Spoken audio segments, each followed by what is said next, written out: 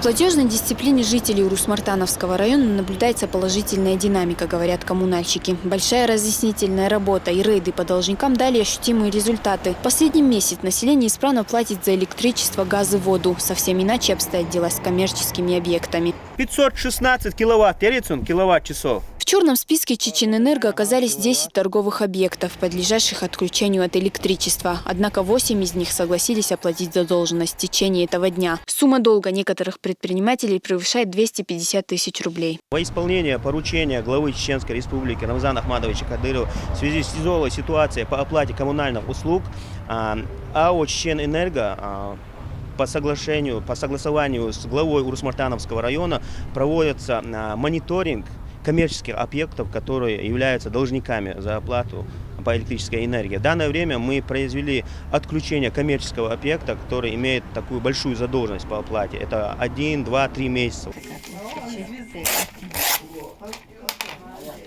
Для удобства оплаты коммерческих услуг мобильные кассы в Урус-Мартане установили прямо в пункте выдачи пенсии. Между тем, рейды сотрудников Чеченэнерго продолжаются. До конца года коммунальщики намерены исправить непростую ситуацию с задолженностью потребителей.